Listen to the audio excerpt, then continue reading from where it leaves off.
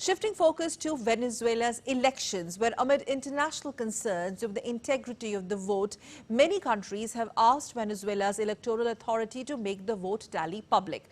European Union's foreign policy chief Josep Borrell has said that EU could not recognize Venezuela's election result until all votes were counted and records provided. Brazilian president urged his Venezuelan counterpart to present the tally sheets to confirm the legitimacy of the polls.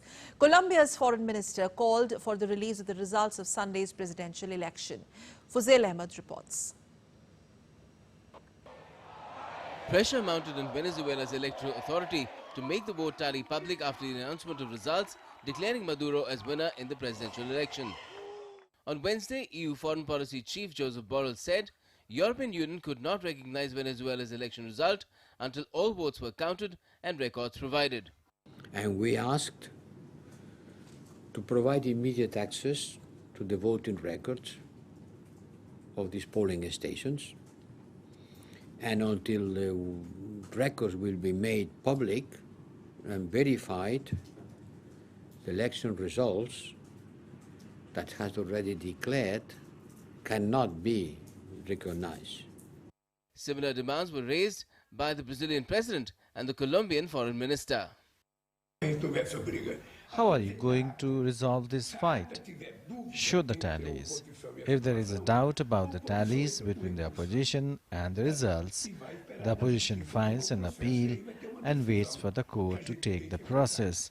Then there will be a decision that we have to accept.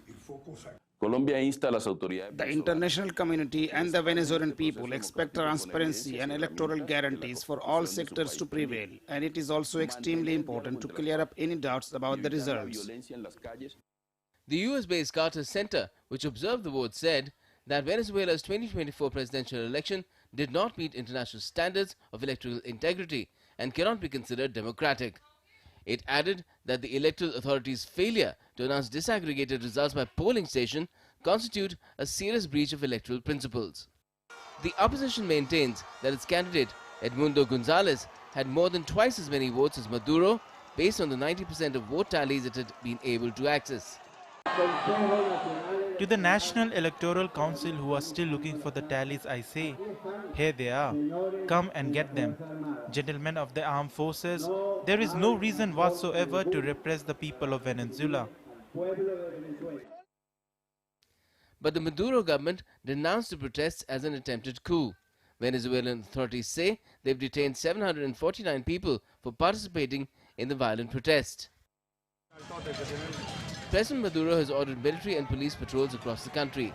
Protests erupted across Venezuela since Monday after the electoral authority declared that Maduro had won a third term with 51% of the votes. Protesters warned that President Nicolas Maduro acknowledged that he lost Sunday's election. Fuzail Ahmed's report for DD India.